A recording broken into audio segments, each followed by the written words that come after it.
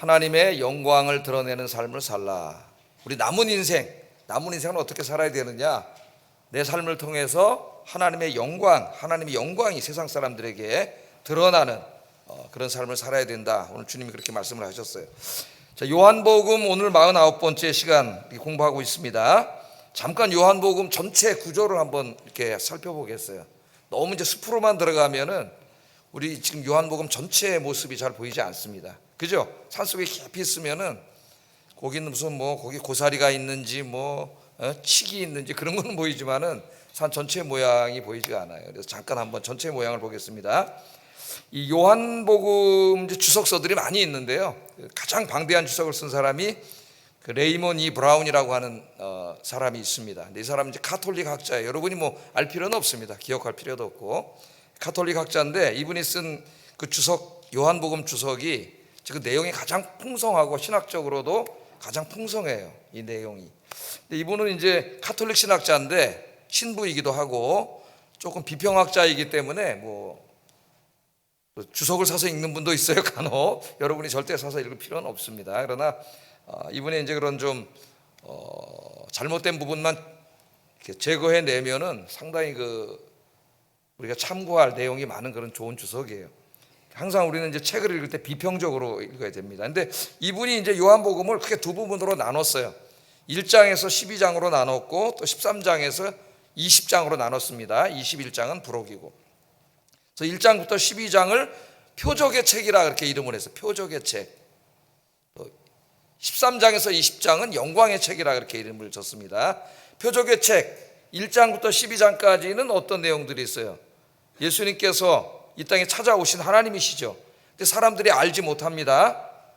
예수님이 인간의 모습을 입고 왔기 때문에 하나님인지 알지 못해요. 그래서 그 예수님이 단지 인간 예수가 아니라 우리를 구원하기 위해 이 땅에 찾아오신 하나님임을 세상 사람들에게 알리기 위해서, 그래서 행하셨던 7개의 표적 이야기가 있고 또 예수님께서 입으로 하신 설교, 가르침으로 구성되어 있는 게 1장부터 12장입니다. 그래서 이 제목을 그냥 표적의 책이라 줬어요.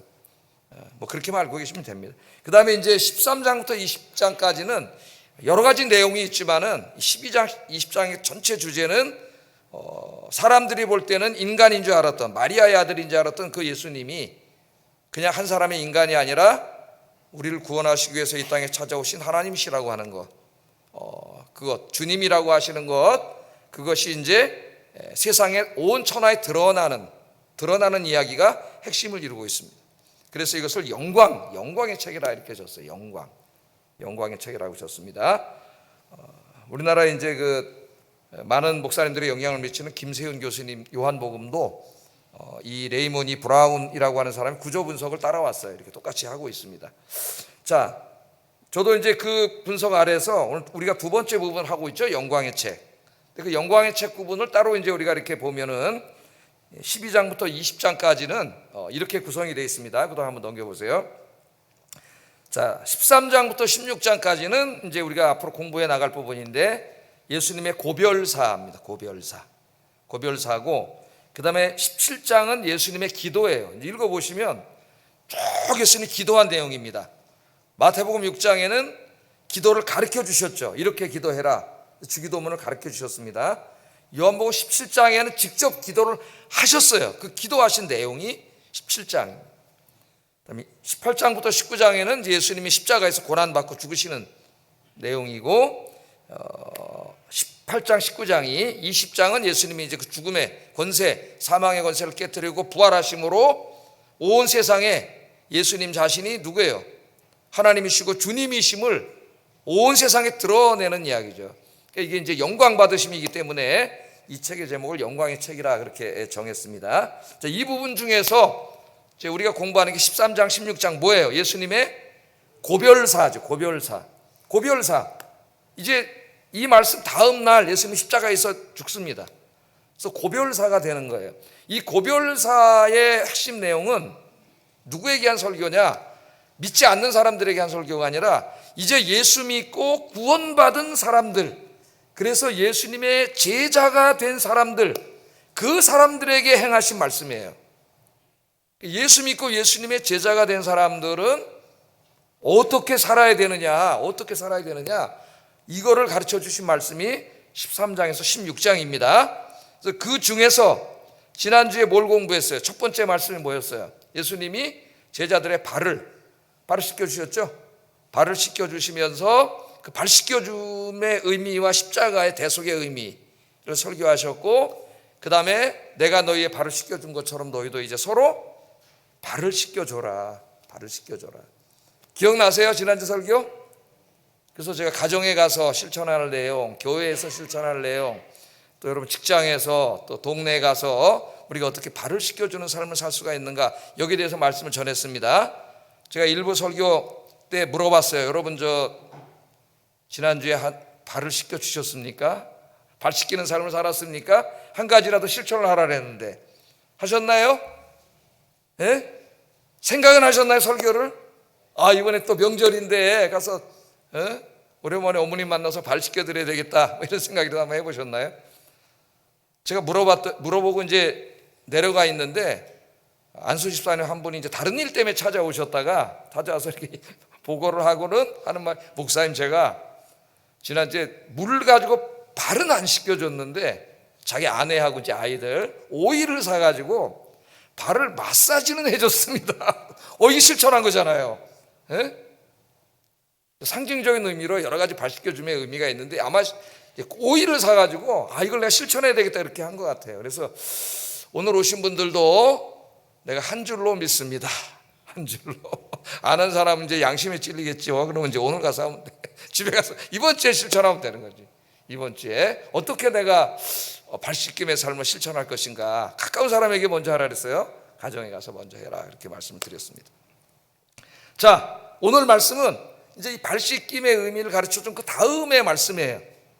다음 말씀 보면은 21절부터 30절, 오늘 읽지는 않았습니다만은 가룟 유다라고 하는 사람이 예수님이 자기 발을 씻겨 주셨는데, 의미도 설명해 주셨는데, 그럼에도 불구하고 예수님을 믿지 않고 어떻게 했어요?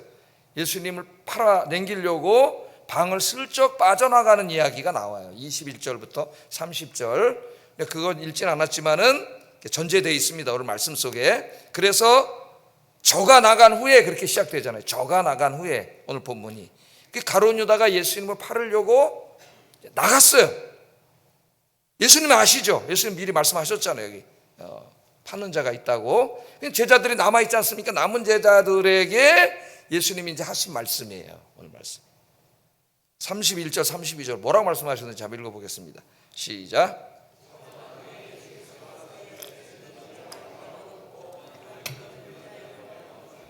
만일 하나님이 저로 인하여 영광을 얻으셨으면 하나님도 자기로 인하여 저에게 영광을 주시리니 곧 주시리라. 아멘. 영광을 주시리라, 그렇게 말씀했습니다. 제가 저에게도 여러분, 목사님은 발 씻겨줬나요? 그렇게 물어본다면은 우리 집사람이 지금 팔을 다쳐 있기 때문에 설거지를 열심히 하고 있습니다. 열심히 발을 씻겨주고 있어요. 설거지를 열심히 하고 있습니다. 저도 이번 주에 꼭 실천하세요.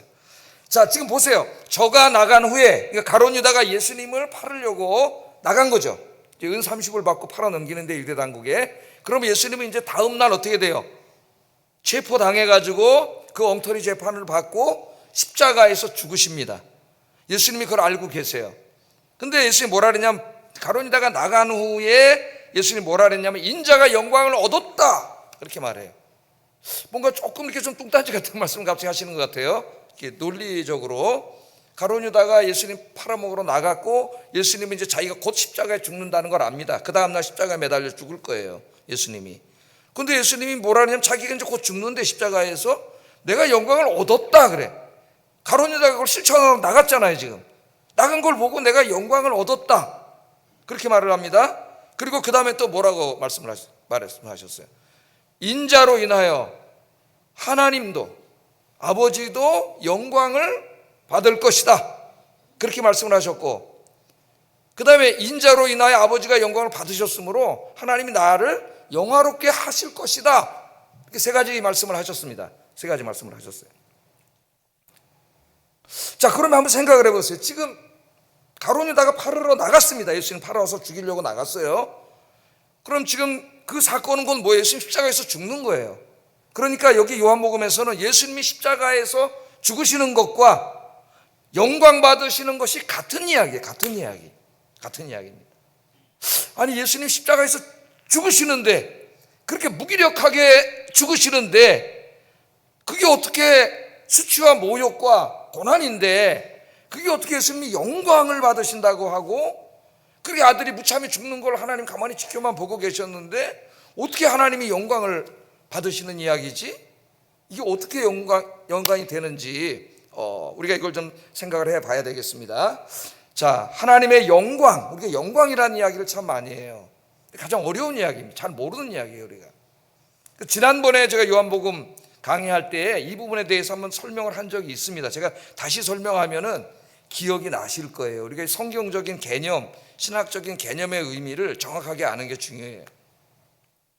자, 예수님이 십자가에서 죽으시는 사건이 어떻게 자신이 영광받는 사건이고 하나님의 영광이 드러나는 사건인가, 우리가 이걸 한번 생각해 볼 필요가 있습니다. 자, 이 하나님의 영광이라고 하는 주제는 하나님의 임재하심, 하나님의 찾아오심이라는 주제와 밀접하게 연관이 있어요. 하나님의 찾아오심. 정의부터 내리면 하나님의 영광은 뭐냐? 하나님 우리가 볼 수 있습니까? 없습니까? 볼 수 없죠? 죄인이 하나님 보면 죽어요. 우리 하나님 볼 수가 없어요. 그 보이지 않는 하나님, 우리가 볼 수 없는 하나님이 우리를 위해서 찾아오셔서 우리가 가시적으로 볼 수 있도록 그렇게 하나님 자신을 계시하심 드러내는 거죠. 보여주셨을 때에 사람들이 뭐라 그랬냐면 우리가 하나님의 영광을 봤다. 하나님의 영광을 봤다. 그렇게 말을 해요. 하나님의 영광을 봤다. 자, 그러니까 이게 뭐라고요? 하나님의 찾아오심과 관계가 있다 그랬어요. 하나님은 어떤 하나님이십니까? 성경에서 말하는 하나님은 창조주 하나님이세요. 이 온 우주를 창조하신 하나님이십니다. 우리 인간은 지금 뭐 과학이 아무리 발전해도 우주의 끝이 어딘지도 모르고 끝이 있는지도 모르고 우주의 지름이 얼마인지도 모르고 끼케야 지금 저 간대가 달밖에 없어요. 우리 인간의 간대는 뭐 하나 위성 하나 보내놓은 게 화성이고 제일 가까운데 이 광활한 우주에 대해서 알지 못합니다. 이 우주는 누가 창조하셨어요? 하나님이 창조하셨어요. 하나님이 우주를 창조하신 창조주시기 때문에 하나님은 우주 안에 갇혀 있지 않고 우주를 초월해 계세요. 그래서 우리 이사야 선지서를 읽어보면 우주는 하나님이 어디 있어요? 손바닥 안에 있어요. 손바닥 안에. 이 광활한 우주가 하나님의 손바닥 안에 있어요. 그 하나님이 창조주 하나님, 초월의 하나님, 우리 신학적으로는 초월자라고 합니다. 초월자 하나님이세요. 그런데 그 초월자 하나님이 그 수많은 별들 중에서 조그만 저 먼지 같은 그런 별인 지구에 거기에 살고 있는 사람들을 사랑하셔서 그들을 도와주시려고, 그들과 함께 하시려고 하나님이 찾아오시죠. 성경에 보면 찾아오심. 그 하나님이 찾아오셨을 때 그걸 우리가 뭐라 그래요? 하나님이 여기에 임재하셨다 그러잖아요. 하나님이 임재하셨다 그래요. 지금 찾아오셔요? 안 찾아오셔요? 지금 성령님으로 찾아오시죠. 하나님이 임재해 계시죠. 우리만 예배에 있는 게 아니라 여러분의 인생 속에도 임재해 계세요. 그런데 이제 중요한 게 있어요. 하나님이 찾아오셨어. 그런데 문제는 뭐냐면 우리 인간들이 하나님을 볼 수가 없어요. 하나님을 찾아오셨는데 우리가 볼 수가 없다면은 우리에게 별로 도움이 되지가 않습니다. 왜냐하면 하나님이 느껴지지 않고 보이지 않기 때문에 여전히 두렵고 무섭고 불안하고 그럴 수밖에 없어요, 우리가. 그래서 구약 성경을 보면 하나님이 우리를 위해서 하나님이 오셨다는 것을 어떤 형상을 통해서 알려주십니다. 알려주셔요. 가시적으로 볼 수 있도록. 예를 들어보겠습니다. 출애굽기 24장에 보면은 모세가 이제 시내산에서 이제 하나님께 율법의 말씀을 받잖아요. 율법의 말씀을 받을 때에 이스라엘은 산 밑에 있었고 그 산이 구름으로 그냥 가득 찹니다. 영광의 구름으로. 이런 구름이 아니라 영광의 구름으로 가득 차고 막 불이 번쩍번쩍하고 그 안에서. 그때 이스라엘 백성들이 뭘 봤다 그래요? 시내산에 강림하신 하나님의 영광을 봤다 그래요. 영광. 그들에게 얼마나 위로가 됐겠어요. 광야길 200만이나 되는 사람들이 광야길을 걸어가는데 어떻게 죽을지도 모르는 그곳에 우리가 혼자가 아니라 창조주 하나님이 여기에 임재하시는구나. 임재. 우리가 함께 하시는구나. 함께. 그게 얼마나 위로가 되겠어요. 그때 그들 하나님의 영광을 봤다 그럽니다. 이 영광의 주제가 굉장히 중요해요, 성경에서. 또 출애굽기 40장에 보면 모세가 성막을 하나님을 위해서 이제 성막을 다 줬죠. 성전이 있기 전에 성막을 줬는데 그 성막이 완성된 이후에 거기에 그 하나님의 영광의 구름이 꽉 차요. 그때 사람들이 뭐라 그랬어요? 하나님의 영광이 임했다 그러잖아요. 성막에 우리가 하나님의 영광을 봤다 그래요. 하나님의 영광을 봤다. 얼마나 위로가 됩니까? 하나님이 자기들과 함께 계시는데, 예? 그래, 하나님의 영광을 봤다 그래요.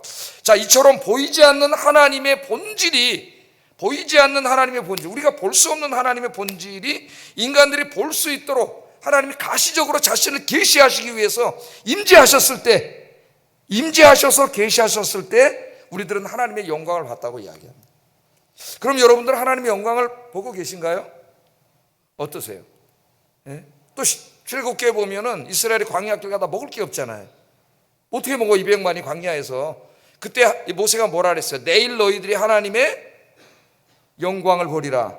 그 말은 내일 하나님이 여러분에게 찾아오셔서 함께 하심을 보게 될 것이다, 그 말씀이죠. 근데 그 다음날 뭐가 왔어요? 만나가 막 하늘에서 내리고 메추라기가 막 내리지 않았습니까? 그때 이스라엘은 뭘 알게 됐어요? 뭐라 그래요? 하나님의 영광을 봤다. 하나님의 영광. 예? 그 어떻게 하나님의 영광을 봤죠? 광야에서 200만의 사람을 40년 동안 누게 먹여 살려? 하나님밖에 할 수 없는 일이에요. 그 놀라운 일을 통해서 하나님이 우리와 함께 임재해 계시고 우리에게 먹을 걸 주시는구나, 이걸 어떻게 한 거예요? 느낀 거죠. 그들이 알게 된 거예요. 그때 하나님의 영광을 본 겁니다. 또 요한복음으로 와서 좀 한번 생각해 보면, 요한복음 12장에 죽은 지 4일 되는 나사로를 우리 예수님 살리실 때 그 형제들이 믿지 못하니까 뭐라 그랬어요? 네가 믿으면 하나님의 영광을 본다 그러죠. 하나님의 영광. 그 영광을 본다는 게 뭐예요? 나사로가 살아났잖아요. 믿으면 나사로가 살아났습니다. 죽은 지 4일 지난 사람을 인간이 살릴 수가 없는 거죠. 그건 어떻게 한 거예요? 하나님이 여기에 찾아오셔서 살려주신 거죠. 예? 그래서 나사로가 살아나는 걸 보고 사람들이 하나님께 뭘 돌려요? 영광을 돌리지, 영광. 예? 그래서 이 영광을 유대인들은 쉐키나라 그랬어요. 쉐키나. 성경에는 안 나오는 말인데 쉐키나라고 했습니다. 하나님이 우리를 사랑하셔서 우리를 도와주시기 위해서 이곳에 찾아오셨다. 그가 바로 뭐예요? 하나님의 영광을 본 거예요. 그러니까 하나님의 영광을 봤다, 이렇게 얘기합니다. 그럼 우리는 어떻게 하나님의 영광을 보나요, 여러분? 이게 중요해요. 하나님 살아계시는 거 믿습니까? 예? 여러분, 정말 하나님 살아계신 걸 내가 믿으면 두려운 마음이 사라지고 불안이 사라져요. 근데 성경에는 두려워하지 말라는 말이 제일 많이 나와. 왜? 믿음의 사람들도 자꾸 어떻게 돼? 하나님 보이지 않고 느껴지지 않으니까 어려운 일이 닥치면 두려운 거예요. 그러니까 하나님이 자꾸 어떻게 하시는 거예요? 내가 너와 함께 있다, 이게 알려주시는 거죠. 두려워하지 말라. 그러니까 여러분들이 하나님의 임재를 느끼시려면은 신약 시대에는 하나님이 성령을 보내주셨어요. 그래서 모든 믿는 자들의 마음속에 성령님이 들어와 계세요. 그래서 요한복음 14장부터는 성령에 대해서 이야기합니다. 예수님께서 보혜사 성령님이 찾아오셔서요. 그런데 문제는 뭐예요? 내가 믿음이 없어서 못 느껴, 전혀. 예? 그러니까 교회 다니면서도 여전히 불안하고 두려워요. 근데 여러분, 언제 하나님을 느낄 수 있어요? 여러분, 기도를 해보세요. 기도. 예? 기도하세요. 하나님 찾으세요.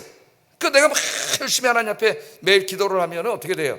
내가 기도한 기도의 제목들이 있지 않습니까? 마음의 소원들, 이게 꼭 이루어져야 되는데, 해결돼야 되는데 하는 것들을 하나님이 놀라운 방법으로 또 이런저런 사람들을 보내주셔서 환경을 바꿔주셔서 하든지 기적적으로 하시든지 이루어주셔.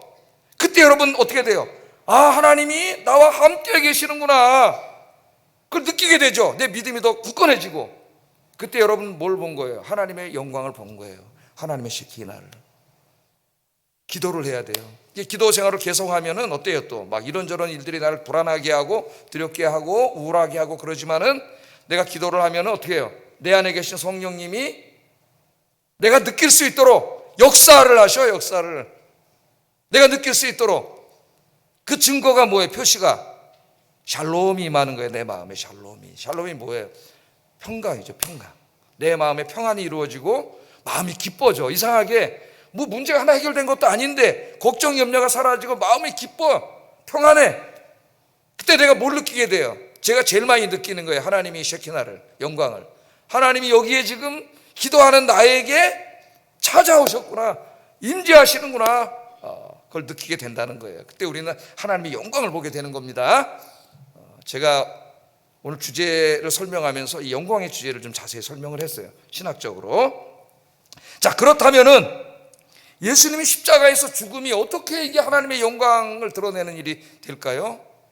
그냥 무기력하게 죽었는데, 우리가 생각하기에는 로마 군인들이 예수님 십자가 매달을 나를 때 예수님이 쫙 나가서 그냥 샥 하나님으로 변해가지고 그냥 로마 군인들을 쫙 다 멸망시키고, 그래야 우리는 뭐라 그래요? 영광을 받다 그럴 텐데, 그게 아니고 그냥 십자가에서 죽으셨어요. 예수님이 너무나 무기력하게 그냥 죽으셨어요. 하나님도 아들이 고통당하면서 나의 하나님 어찌하여 나를 버리십니까? 기도했는데도 그냥 가만히 계셨어요. 그래서 죽었어요. 근데 그게 어떻게 하나님의 영광 받으심이고 어떻게 하나님의 영광을 세상 사람들에게 보여주는 사건이냐 이거예요. 자, 아까 제가 말했던 정의, 영광의 정의를 잘 한번 생각해 보세요. 보이지 않는 하나님의 본질을 우리가 볼 수 있도록 가시적으로 하나님이 찾아오심, 임재하심, 나타나심, 그때 우리가 하나님의 영광을 봤다고 얘기한다 그랬죠. 하나님은 어떤 하나님이세요? 하나님의 본질은 뭐예요? 사랑의 하나님이세요. 하나님은 전능하신 하나님이십니다. 우주를 창조하신 그 하나님이 그 백성들, 그 조그만 별 지구 속에 왜 찾아오셔요? 거기에 사랑하시기 때문에 찾아오시는 거예요. 지켜주시고 돌봐주시려고 찾아오시는 거예요. 하나님의 본질은 사랑이에요. 사랑. 근데 우리는 몰라. 하나님이 우리를 얼마나 사랑하는지를 알지를 못해요. 그 사랑하는 하나님이 우리와 함께 있다는 것도 알지를 못해. 근데 십자가는 뭐예요? 그 하나님이 인간이 되셔서 찾아오셔가지고, 근데 모르잖아요. 그 하나님의 영광이 예수님인데, 그 예수님이 십자가에서 죽으셔. 그 하나님이시잖아요. 우리 뭐라고 고백해요? 저 십자가에서 죽으신 저 예수가 우리를 사랑하시는 하나님이시다, 주님이시다. 그게 우리 신앙 고백이에요. 그래서 이 십자가에는 하나님의 사랑이 가장 분명하게 드러나고 나타난 것이에요. 하나님의 본질인 하나님의 사랑이. 우리는 예수님의 십자가가 아니었다면 하나님의 사랑을 알지 못합니다. 하나님이 우리를 얼마나 사랑하는지도 알지 못해요. 하나님을 믿을 수가 없어요. 그런데 그 하나님이신 그분이 인간이 되셔서 오셔서 십자가에서 죽으심으로 우리는 놀라운 걸 알게 됐어요. 그 창조주 하나님이 나 같은 피조물 죄인을 이렇게 사랑하신다는 걸 알게 됐습니다. 이렇게 사랑하신다는 걸. 그래서 십자가는 바로 하나님의 영광이 드러나는 것이에요. 그걸 우리가 알았기 때문에 우리가 어떻게 지금 이렇게 주일날 모여서 하나님께 찬양하고 경배를 드리고 예배를 드리잖아요. 그렇게 함으로 하나님이 뭘 받으셔요? 지금 영광을 받으셔. 영광을 받으셔. 그래서 요한복음은 예수님의 십자가를 순환이라는 관점에서 보지 않고 영광이라는 관점에서 봅니다. 영광, 독특한 시각이에요. 요한복음. 우리 주님의 영광 받으심. 자, 그 다음에 또 예수님이 뭐라 그랬냐면, 내가 이렇게 아버지가 나로 인해서 영광을 받으셨기 때문에 아버지께서 나를 영화롭게 해주실 거다, 그렇게 이야기를 합니다. 여기도 굉장히 중요한 우리 신학적인 개념이 있습니다. 나를 영화롭게 해주실 것이다. 자, 예수님의 십자가의 죽음은 뭐예요? 사람들이 볼 땐 처참하게 무기력하게 죽은 거예요. 그냥 오늘 세상 사람들이 다 그렇게 얘기해요. 역사가들이 로마의 정치범으로 몰려서 죽은 참 좋으신 분이다, 그건 다 알아요, 세상 사람들도. 근데 그분이 바로 누구예요? 그분이 성육신 하신 하나님이세요. 근데 그 예수님께서 이제 십자가에서 죽으심으로 어떻게 되는 거예요? 죽으심으로 오늘 이제 그 다음에 제자들에게 얘기했듯이, 제자들은 올 수 없는 원래 하나님이 계시던 그 창조주의 보호자로 돌아가시는 거죠. 영광의 자리로 돌아가심이에요. 돌아가심. 죽음을 통해서 돌아가시는 거예요. 근데 예수님이 어떻게 죽음을 통해서 돌아가셨어요? 하나님께서 죽은 지 3일 만에 다시 살아나게 하셨잖아요. 살아나게 하심. 살아나게 하심으로 그 다음에 40일 동안 계시다가 다시 승천하게 하심으로 하나님의 보좌에 다시 가신 거죠. 그래서 온 땅을 다스리게 하시고 온 세상의 주와 그리스도가 되게 하셨다고 성경은 이야기합니다. 우리 한번 빌립보서 2장 8절 11절 읽어보겠습니다. 시작.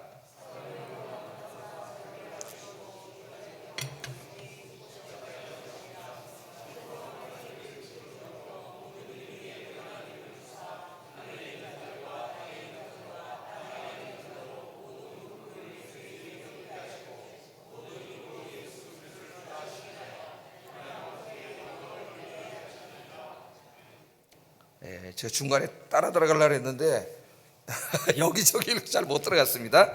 자, 예수님께서 자기를 낮추시고 죽기까지 복종하셨으니 어떻게 했다고요? 하나님이 그를 지극히 높였어요. 사람들이 죽을 때는 그냥 맥없이 죽었네. 그래서 제자들도 다 뿔뿔이 흩어졌는데 3일 만에 부활하시는 걸 보고 이분이 정말 주님이시구나, 하나님이시구나 깨닫게 되고 다시 모여서 이제 교회를 세우고 예수님을 주님으로 높이고 찬양하고 예배드리고 이렇게 된 거 아니에요, 여러분? 그렇게 하심으로써 아들을 영화롭게 했다는 겁니다. 영화롭게 했다, 하나님께서. 짧은 말씀이지만 여기 굉장히 중요한 말씀이 있습니다.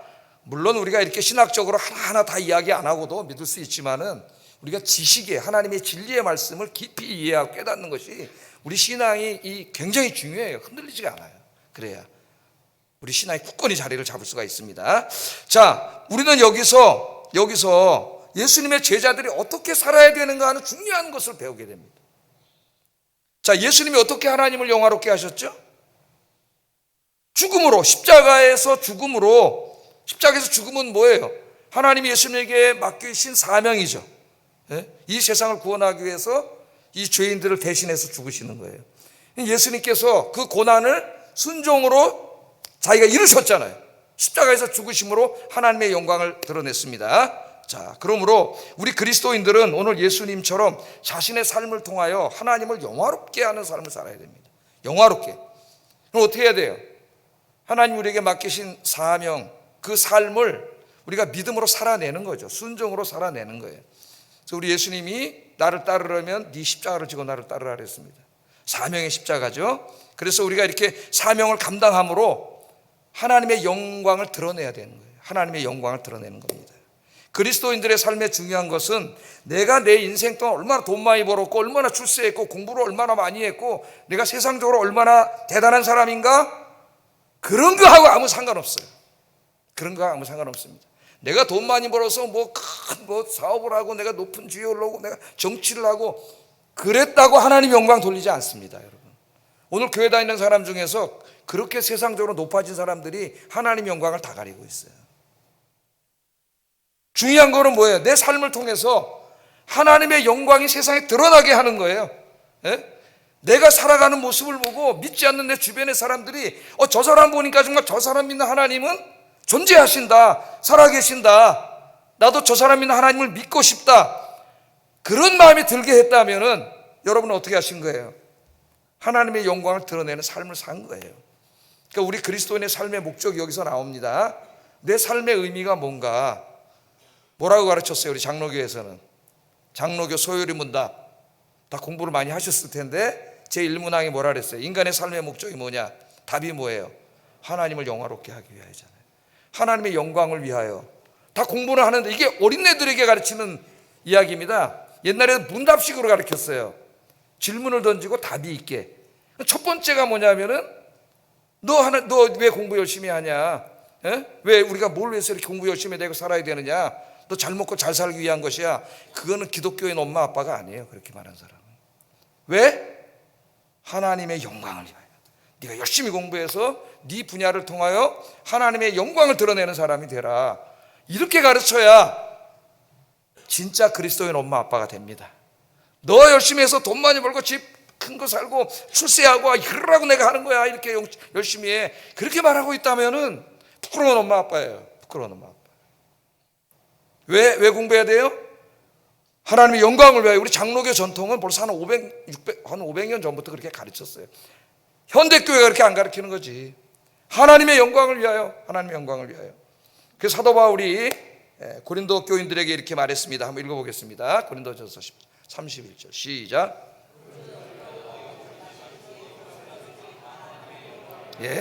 먹든지 마시든지 무엇을 하든지 뭘 먹어야 되느냐 뭘 먹으면 안 되느냐, 로마 교회가 싸웠잖아요 맨날. 돼지고기 먹어도 되느냐 안 돼도 되느냐 맨날 싸우니까 그런 게 중요한 게 아니고, 뭘 먹느냐 마시느냐 뭐 이런 거 중요한 게 아니고, 그 모든 것을 통하여 뭐가 중요해요? 하나님의 영광이 드러나고 있느냐, 이게 중요하다는 거예요. 하나님의 영광. 먹든지 마시든지 뭘 하고 있든지, 여러분이 어디 가서 무슨 직장 생활하고 어떻게 살고 있든지, 여러분의 삶을 통하여, 내 삶을 통하여 하나님의 영광이 드러나고 있는가, 내 주변 사람들이 하나님을 보고 있는가, 내 안에 찾아와 계신 성령 하나님을 보고 있는가, 여러분들이 그렇게 살길 주의 이름으로 축복합니다. 예수님이 이렇게 기도를 가르치실 때 이렇게 기도하라고 가르쳤어요. 마태복음 6장 9절 읽어보겠습니다. 시작. 하늘에 계신 우리 아버지여, 이름이 거룩히 여김을 받으시오며. 주기도문은 언제 기도라고요? 아침 기도라 그랬죠. 하루를 시작하기 전에 눈 뜨고 하나님께 먼저 하는 기도가 주기도문입니다. 그래서 새벽 기도 때는 축도 안 한다 그랬죠. 주기도문으로 끝나요. 주기도문을 기도하라 그랬기 때문에. 그 첫 번째 제일 중요한 기도가, 오늘 하나님 나 이제 직장에 나갑니다, 오늘 사업하러 나갑니다, 시장에 나갑니다, 오늘 만나는 사람들 가운데서 내가 하는 말과 행동을 통하여 뭐 하게 달라고 기도하는 거예요. 하나님의 영광이 드러나게 해주세요. 야, 저 사람 보니까 나도 교회 다니고 싶다, 하나님이 살아계신다, 그런 사람이 되게 해주세요. 그렇게 기도하고 하루를 시작하라는 거예요. 이 말씀이 진짜 그리스도인이라면. 내일부터 여러분 그렇게 하시기를 주의 이름으로 축복합니다. 아까 그 집사님이 5일로 가서 발을 닦았다 그랬대. 얼마나 훌륭합니까? 예? 이름은 제가 말을 안 하겠어요. 발을 닦았. 실천하려고 노력하는 거잖아요. 설교 매일 들으면 뭐해? 아무 소용 없어요, 여러분. 실천을 해야지. 실천을. 삶에 작은 것 하나부터 실천을 해야 돼요. 자, 시간이 많이 가서 이제 빨리 하겠습니다. 나머지는. 자, 이렇게 예수님께서 자신의 십자가의 죽음의 의미를 영광과 어둠의 관점에서 설명한 후에 이제 제자들에게 고별 인사를 합니다. 왜? 내일 십자가에서 죽잖아요. 제자들에게 내가 이제 너희와 영원히 함께 있을 수 없다 이야기를 합니다. 그러면서 이제 중요한 교훈을 줘요. 33절 한번 읽어보겠습니다. 시작.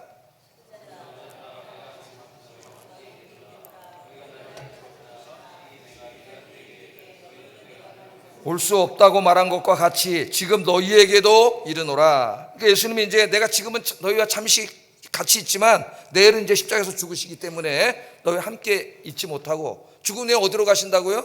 원래 하나님이 계시던 보좌에, 영광의 보좌의 자리로 가는 거예요. 그러니까 너희들이 지금 못 온다는 거예요. 그러나 나중에 이제 이 사람들이 다 순교하고 예수님 있는 곳으로 지금 가 있죠. 이 제자들이 지금은 못 온다. 내가 이 얘기도 유대인들에게 지난번에도 했는데 똑같이 말한다, 그런 말입니다. 그래서 나는 이제 오늘이 지나면 십자가에서 죽기 때문에 더 이상 너희들과 함께 있을 수 없고 가르칠 수 없어. 그래서 이제 중요한 교훈을 주고 가는 거예요. 이렇게 살아야 된다, 내가 없어도. 이렇게 살아야 된다. 우리 기독교인의 중요한 삶의 방식입니다. 34절 35절 한번 읽어보겠습니다. 시작.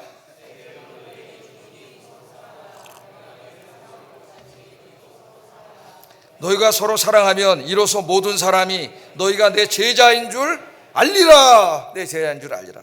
예수님이 주신 세 계명. 이제 예수님의 제자들은 옛 방식으로 살면 안 돼요. 예수 믿기 전에 새로운 삶의 방식으로 살아야 됩니다. 세상과 구별되는 새로운 삶의 방식은 사랑이에요. 사랑. 서로 사랑하라. 상호성이 있습니다. 서로 사랑하라. 우린 사랑 그러면 나도 사랑하는데 그렇게 생각해요.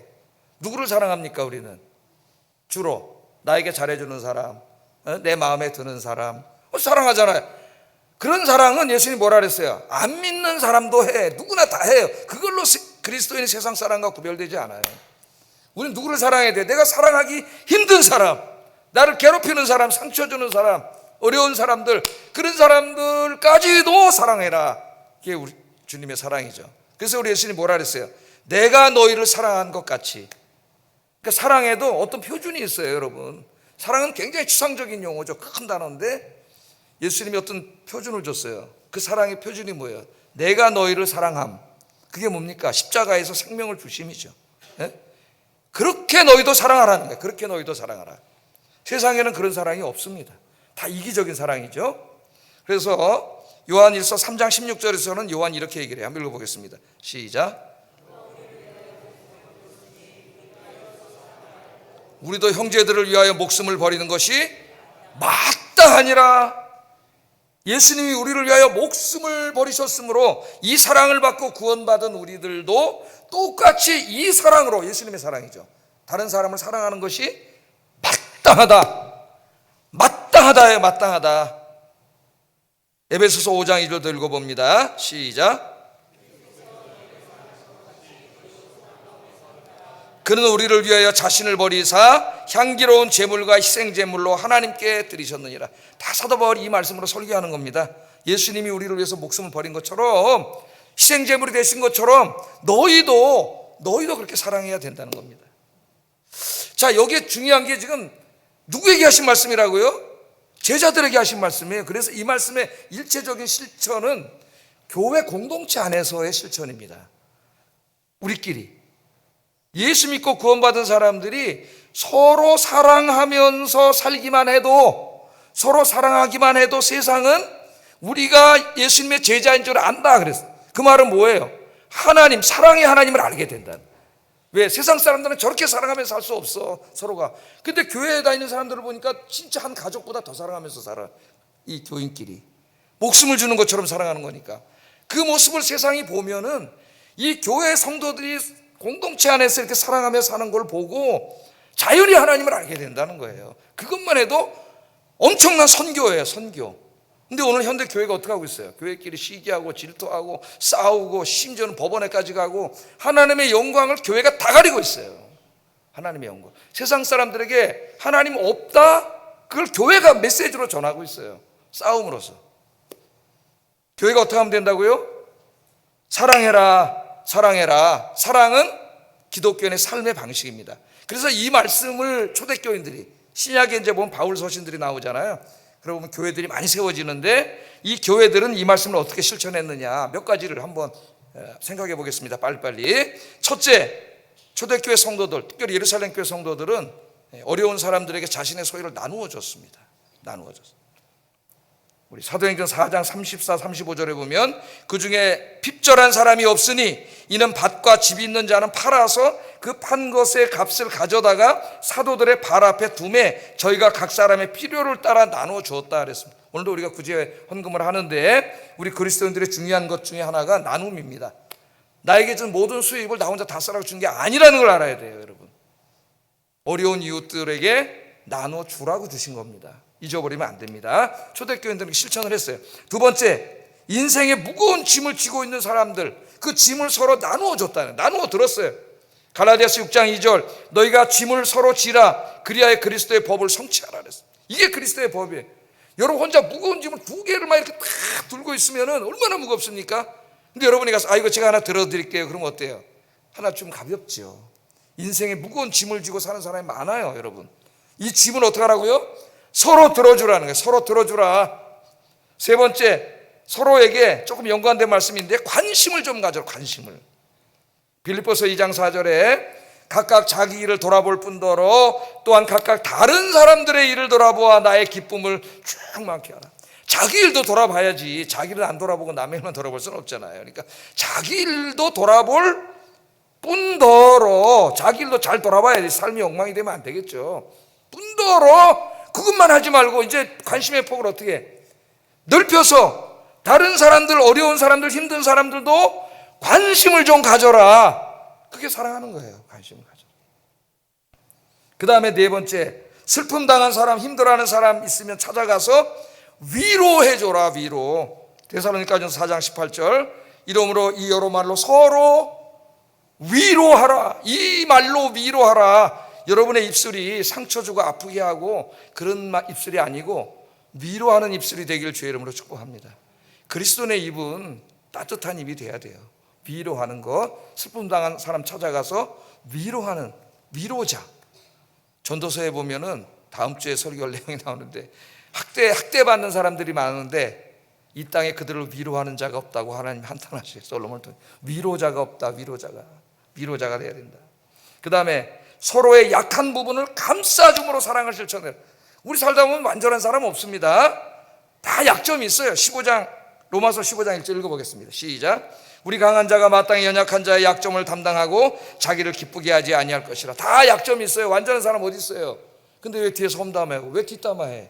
예? 그 뒷담화하는 사람은 더 문제가 많은 사람이에요. 그 하고 있다는 자체가 문제가 있는 사람이에요. 그래서 어떻게 하라고요? 약한 부분은 누구나 있으니까 그걸 드러내서 상처를 들쑤시려고 그러지 말고 어떻게 하라고요? 자기가 담당하라. 굉장히 성숙한 그리스도인의 사랑을 요청하고 있습니다. 한 가지만 더 말하면은 서로 기도해라. 중보 기도가 이게 사랑을 실천하는 거예요. 야고보서 5장 16절 읽어봅니다. 시작. 병 낫기를 위하여 서로 기도하라. 의인의 간구는 역사하느니만. 의인의 간구는 역사하는 힘이 많아요. 여기 의인은 예수 믿고 구원받은 사람들이에요. 우리 중보기도는 역사하는 힘이 많아요. 여러분 믿습니까?